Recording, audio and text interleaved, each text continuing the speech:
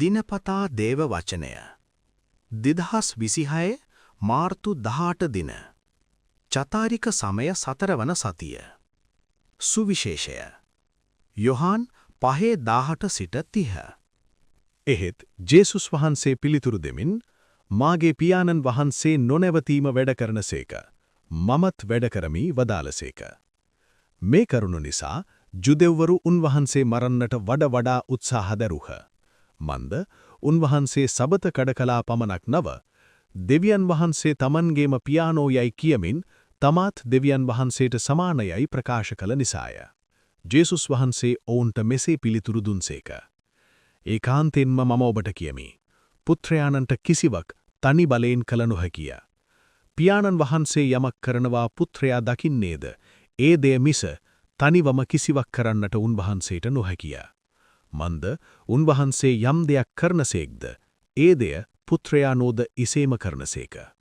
මන්ද පියාණන් වහන්සේ පුත්‍රයාණන්ට ප්‍රේම කරන බැවින් තමන් වහන්සේ කරන සියලු ක්‍රියා උන්වහන්සේට දක්වා වදාරනසේක.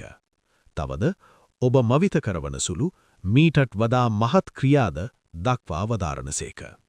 පියාණන් වහන්සේ මලවුන් උත්ථාන කොට ජීවත් කරවන්නාක් මෙන් පුත්‍රයාණෝද තමන්ට අභිමත වූවන් ජීවත් කරවනසේක. සැබවින්ම පියාණන් වහන්සේ කිසිවකු විනිශ්චය නොකරනසේක. සම්පූර්ණ විනිශ්චය පුත්‍රයාණන් හට පවරා ඇත. එසේ කෙලේ සියලු දෙනා පියාණන්ට මෙන්ම පුත්‍රයාණන්ටද ගෞරව කරන පිණිසය. පුත්‍රයාණන්ට ගෞරව නොකරන්නා පුත්‍රයාණන් එවා වදාළ පියාණන්ටද ගෞරව නොකරන්නේය. ඒකාන්තයෙන්ම මම ඔබට කියමි. මාගේ වචනය අසා මා එවා වදාළ තැනන් වහන්සේ අදහාගන්නාට සදාතන ජීවනය ඇත. ඔහු විනිශ්චයට නොපැමිණෙය. ඔහු මරණයෙන් ජීවනයට පැමිණ සිටීය. ඒකාන්තයෙන්ම මම ඔබට කියමි. දේවපුත්‍රයාණන්ගේ හඬ මලවුන් හට ඇසෙන පැය පැමිණෙන්නේය. දැනටම පැමිණ ඇත.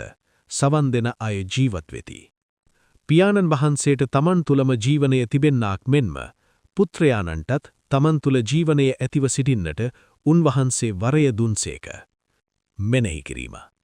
සියලු විනිශ්චය කිරීමේ බලය පියාණන් වහන්සේ විසින් පුත්‍රයාණන්ට පවරා ඇත. උන්වහන්සේගේ විනිශ්චය සාධාරණ වන්නේ උන්වහන්සේ තමන්ගේ කැමැත්ත නොව තමන්ව එවා වදාළ තැනන් වහන්සේගේ කැමැත්ත සොයන බැවින්.